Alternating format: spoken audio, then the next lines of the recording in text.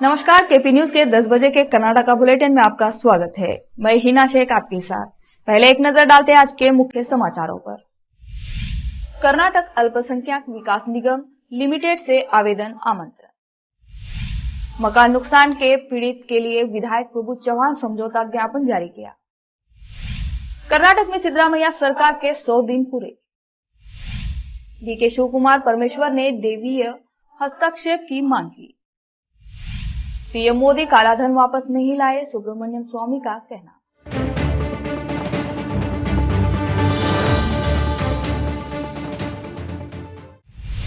समाचारों का सिलसिला शुरू करते हुए देखते हैं समाचार विस्तार से। पहले देखते हैं स्थानीय समाचार।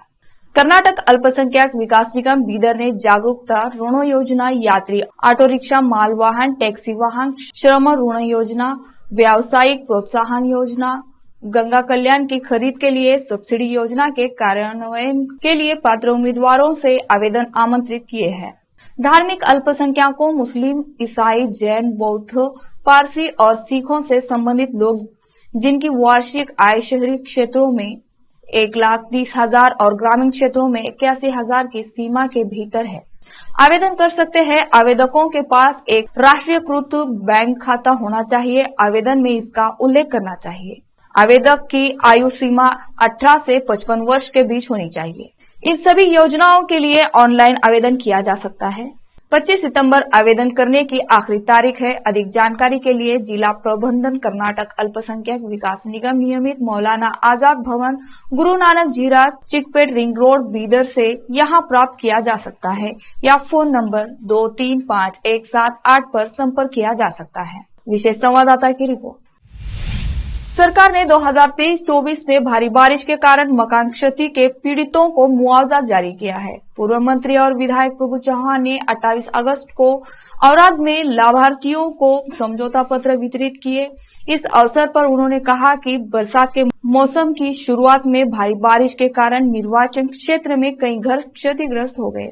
सरकार पर दबाव बनाकर पीड़ितों को मुआवजा जारी कराया गया। उन्होंने कहा कि औरत तालुका के 104 लाभार्थियों के बैंक खाते में पैसा जमा कर दिया गया है और कमल नगर और अन्य लाभार्थियों को मुआवजे जल्द ही जारी किया जाएगा।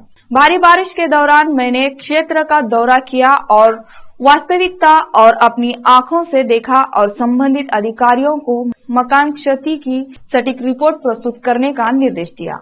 तहसीलदार सहित सभी अधिकारियों ने ठीक से काम किया है, इसलिए एक त्वरित सुधार जारी किया गया है। उन्होंने कहा कि प्रत्येक लाभार्थियों के खाते में 50,000 रूपए स्वीकृत किए गए हैं, जिसका दुरुपयोग नहीं किया जाना चाहिए और इसका उपयोग क्षतिग्रस्त घर की मरम्मत के लिए किया जाना चाहिए। साथ ही मरम्मत किए गए मकान की निश्चितता के बारे में फोटो भी जमा करने को कहा। जनता ने मुझे चौथी बार विधायक चुना है और मैं उनकी उम्मीदों के मुताबिक काम कर रहा हूँ, चाहे मुश्किल हो या खुशी। मैं हमेशा लोगों के साथ हूँ। विधायक ने कहा कि कोई भी समस्या होने पर वे सीधे मुझे संपर्क कर सकते हैं। विशेष संवाददाता की रिपोर्ट। इस साल का रक्षाबंधन त्योहार 30 अगस्त को मनाया जाने वाला है। इसकी तैयारियां अभी से देखने मिल रही हैं। शहर में शहर के विभिन्न क्षेत्रों के मुख्य चौराहों पर रक्षाबंधन की दुकानें सज गई हैं। लोगों को आकर्षित करने वाली राखियां दुकानों में सजाई गई हैं, जहां कुछ लोग इनको खरीद रहे हैं। राखियों के दाम में पिछले वर्ष से कुछ अधिक है। लोगों में इस त्योहार को लेकर उत्सुकता देखी जा रही है। कैमरामैन संतोष का कवरेज। रोकते हैं समाचारों का सिलसिला ब्रेक के लिए, जल्द लौटते हैं ब्रेक के बाद।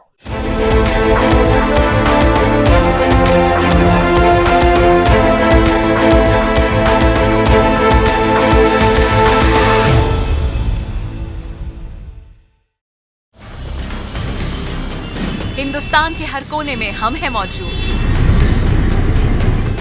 24 घंटे हालात पर गहरी नजर,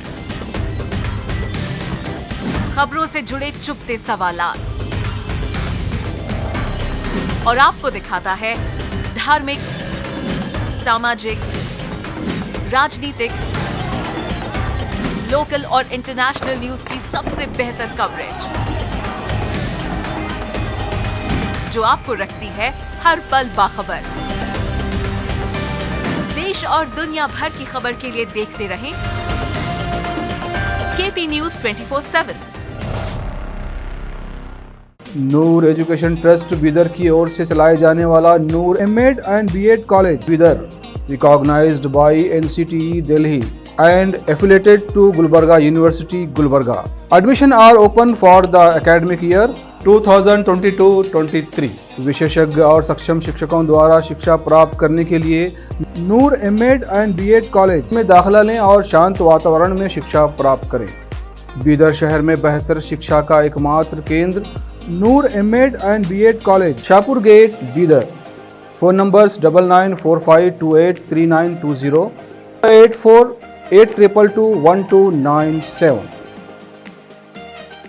शहर बीदर में अनमोल ग्रुप ऑफ रेस्टोरेंट्स की ओर से रॉयल अनमोल फैमिली रेस्टोरेंट और अनमोल रेस्टोरेंट के जरिए लोगों को स्वादिष्ट खानों के जरिए बेहतरीन सेवाएं प्रदान करने के झंडे गड़ने के बाद अनमोल रेस्टोरेंट के मालिकों ने अब शहर बीदर के लोगों की सेवा के लिए कदम आगे बढ़ाते हुए अब शहर बीदर के सबसे व्यस्त इलाके में एक शानदार फंक्शन हॉल अनमोल पैलेस बनाया है। शहर के हैदराबाद रोड पर स्थित ये शानदार अनमोल पैलेस फंक्शन हॉल अपने बेहतरीन लोकेशन, बेहतरीन वातावरण और अपनी खूबसूरती के कारण सबके आकर्षण का केंद्र बन गया है।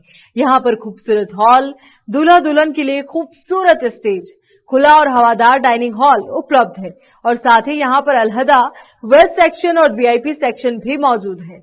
अपने बच्चों की शादी, वलीमा और दूसरे फंक्शंस के लिए आज ही दौड़े चले आइए। याद रखिए, अपने सभी प्रकार के फंक्शंस को यादगार बनाने का केंद्र है प्रोप्रिएटर अब्दुल खालिद और मोहम्मद बशारत अहमद की शानदार पेशकश अनमोल पैलेस फंक्शन हॉल। यहाँ पर बुकिंग शुरू हो गई है, फौरन आइए और फंक्शन हॉल बुक करवाइए। Address near APMC vegetable market, Hyderabad road, Bidar 585403। Booking करने और अधिक जानकारी के लिए इस नंबर पर संपर्क करें 8310357864। हिंदुस्तान के हर कोने में हम हैं मौजूद। 24 घंटे हालात पर गहरी नजर, खबरों से जुड़े चुपते सवालात और आपको दिखाता है धार्मिक, सामाजिक, राजनीतिक, लोकल और इंटरनेशनल न्यूज की सबसे बेहतर कवरेज जो आपको रखती है हर पल बाखबर। देश और दुनिया भर की खबर के लिए देखते रहें केपी न्यूज 24/7।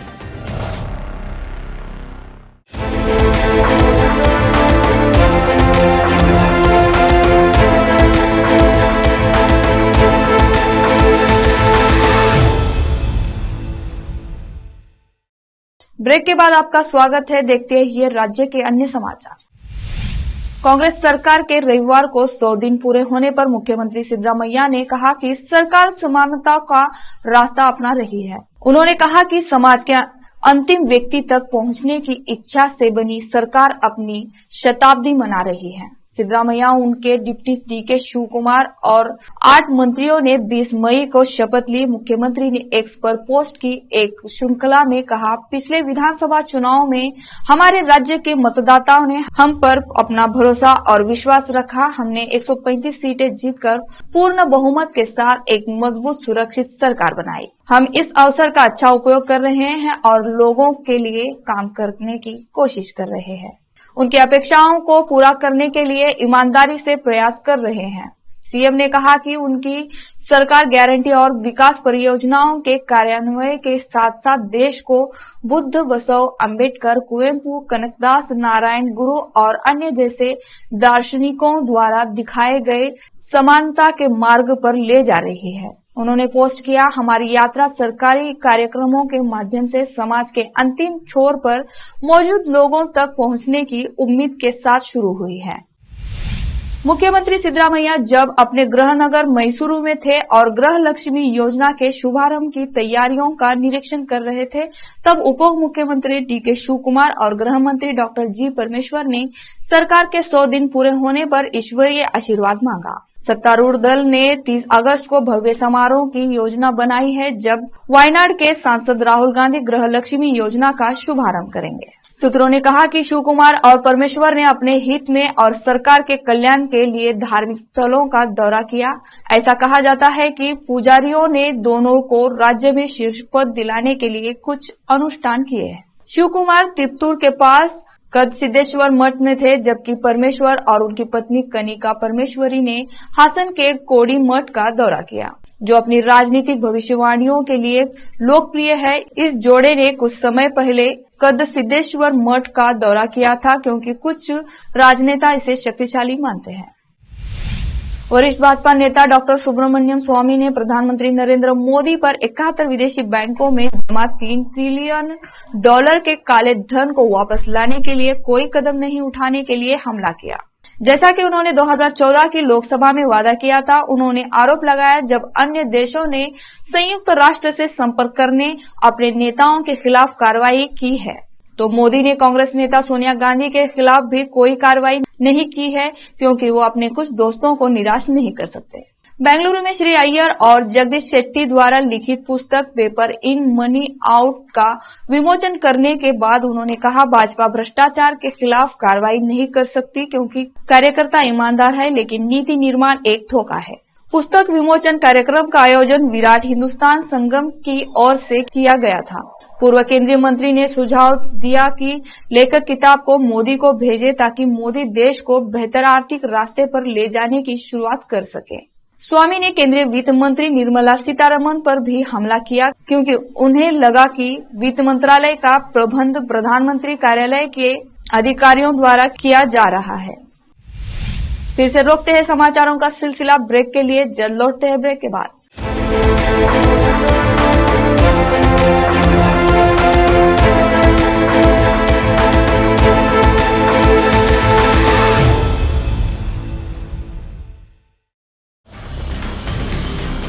हिंदुस्तान के हर कोने में हम हैं मौजूद।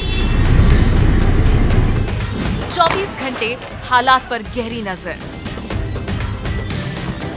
खबरों से जुड़े चुपते सवालात, और आपको दिखाता है धार्मिक, सामाजिक, राजनीतिक, लोकल और इंटरनेशनल न्यूज की सबसे बेहतर कवरेज, जो आपको रखती है हर पल बाखबर। देश और दुनिया भर की खबर के लिए देखते रहें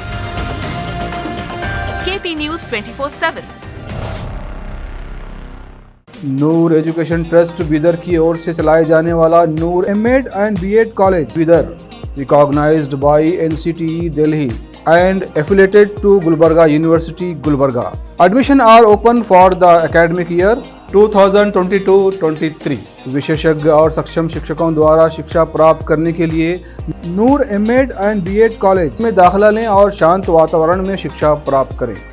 बीदर शहर में बेहतर शिक्षा का एकमात्र केंद्र Noor MEd and BEd college, Shahpur gate, Bidar.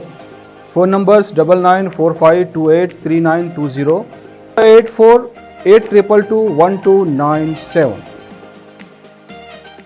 शहर बीदर में अनमोल ग्रुप ऑफ रेस्टोरेंट्स की ओर से रॉयल अनमोल फैमिली रेस्टोरेंट और अनमोल रेस्टोरेंट के जरिए लोगों को स्वादिष्ट खानों के जरिए बेहतरीन सेवाएं प्रदान करने के झंडे गड़ने के बाद अनमोल रेस्टोरेंट के मालिकों ने अब शहर बीदर के लोगों की सेवा के लिए कदम आगे बढ़ाते हुए अब शहर बीदर के सबसे व्यस्त इलाके में एक शानदार फंक्शन हॉल अनमोल पैलेस बनाया है। शहर के हैदराबाद रोड पर स्थित ये शानदार अनमोल पैलेस फंक्शन हॉल अपने बेहतरीन लोकेशन, बेहतरीन वातावरण और अपनी खूबसूरती के कारण सबके आकर्षण का केंद्र बन गया है। यहाँ पर खूबसूरत हॉल, दूल्हा दुल्हन के लिए खूबसूरत स्टेज, खुला और हवादार डाइनिंग हॉल उपलब्ध है और साथ ही यहाँ पर अलहदा वेस्ट सेक्शन और वीआईपी सेक्शन भी मौजूद है। अपने बच्चों की शादी, वलीमा और दूसरे फंक्शंस के लिए आज ही दौड़े चले आइए। याद रखिए, अपने सभी प्रकार के फंक्शंस को यादगार बनाने का केंद्र है प्रोप्रिएटर अब्दुल खालिद और मोहम्मद बशारत अहमद की शानदार पेशकश अनमोल पैलेस फंक्शन हॉल। यहाँ पर बुकिंग शुरू हो गई है, फौरन आइए और फंक्शन हॉल बुक करवाइए। Address near APMC vegetable market, Hyderabad road, Bidar 585403। Booking करने और अधिक जानकारी के लिए इस नंबर पर संपर्क करें 8310357864। हिंदुस्तान के हर कोने में हम हैं मौजूद। 24 घंटे हालात पर गहरी नजर, खबरों से जुड़े चुपते सवालात, और आपको दिखाता है धार्मिक, सामाजिक, राजनीतिक, लोकल और इंटरनेशनल न्यूज की सबसे बेहतर कवरेज, जो आपको रखती है हर पल बाखबर। देश और दुनिया भर की खबर के लिए देखते रहें केपी न्यूज 24/7।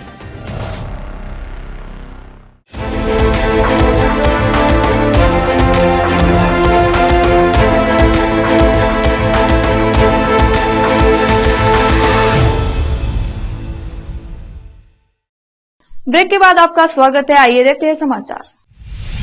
मुख्यमंत्री सिद्धरामैया ने कहा, भाजपा कर्नाटक में दिवालिया हो गई है क्योंकि वे 100 दिनों से अधिक समय में विधानसभा में एक विपक्षी नेता को भी नामित नहीं कर सके। सोमवार को मीडिया कर्मियों से बात करते हुए उन्होंने कहा, किसी राजनीतिक दल की ऐसी दयनीय स्थिति पहले कभी नहीं देखी गई। नई सरकार के गठन के 100 दिन बाद भी बीजेपी अपना विपक्षी नेता चुनने में नाकाम रही है। कर्नाटक के इतिहास में विपक्ष को कभी ऐसी स्थिति का सामना नहीं करना पड़ा था। प्रधानमंत्री नरेंद्र मोदी के शनिवार को बेंगलुरु में इसरो दौरे के दौरान अपनी ही पार्टी के सदस्यों से नहीं मिलने पर एक सवाल का जवाब देते हुए सिद्धरामैया ने कहा कि कर्नाटक में बीजेपी दिवालिया हो गई है। भारत मौसम विज्ञान विभाग IMD के अधिकारियों ने अगले 2 दिनों में कर्नाटक के अधिकांश हिस्से में बारिश और गरज के साथ बारिश होने की भविष्यवाणी की है। अधिकारियों के अनुसार दक्षिण पश्चिम मानसून तटीय कर्नाटक में कमजोर है और आंतरिक कर्नाटक में सामान्य है। IMD ने 27 अगस्त को सुबह 8 बजे तक राज्य के कुछ स्थानों पर बारिश भी दर्ज की। रिकॉर्ड के अनुसार रायचूर जिले के सिंधनूर में 5 सेंटीमीटर बारिश दर्ज की गई। तुमकुरू के गुब्बी और चिक्कनहल्ली में 3 सेंटीमीटर बारिश दर्ज की गई। बेऊर और यलबर्गा दोनों कोप्पल में, कवादीमट्टी यादगिर में, हासनकोटे बेंगलुरु ग्रामीण में, श्रृंगेरी चिक्कमंगलुरु में, बेल्लूर मांड्या में और दावणगेरे में प्रत्येक में 2 सेंटीमीटर बारिश दर्ज की गई। इसके अलावा कुकनूर, मुनीराबाद, देवदुर्गा, रायचूर में, शोरापुर, यादगिर में, चन्नागिरी, दावणगेरे में, शिवमोगा, कद्दूर और कोट्टूर में प्रत्येक में 1 सेंटीमीटर बारिश दर्ज की गई। IMD अधिकारियों ने बारिश के साथ साथ अगले 2 दिनों के लिए दक्षिण आंतरिक कर्नाटक के कुछ हिस्सों में तूफान की चेतावनी भी जारी की है।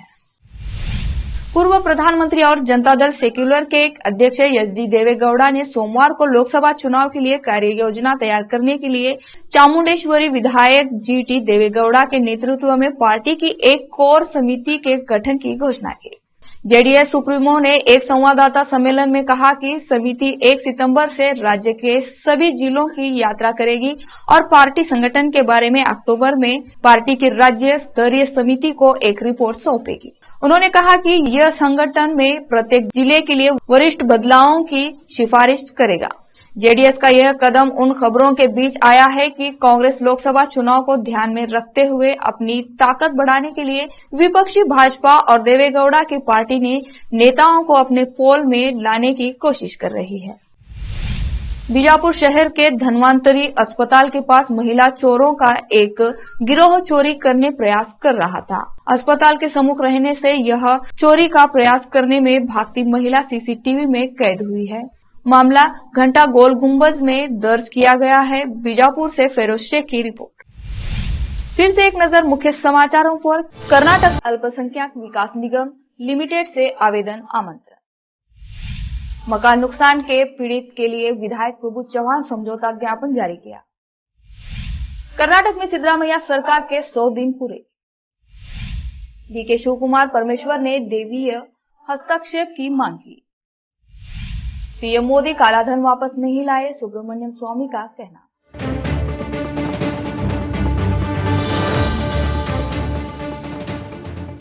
केपी न्यूज के कर्नाटका के बुलेटिन में आज इतना ही। अन्य समाचारों के लिए जुड़े रहे हमारे चैनल से। धन्यवाद।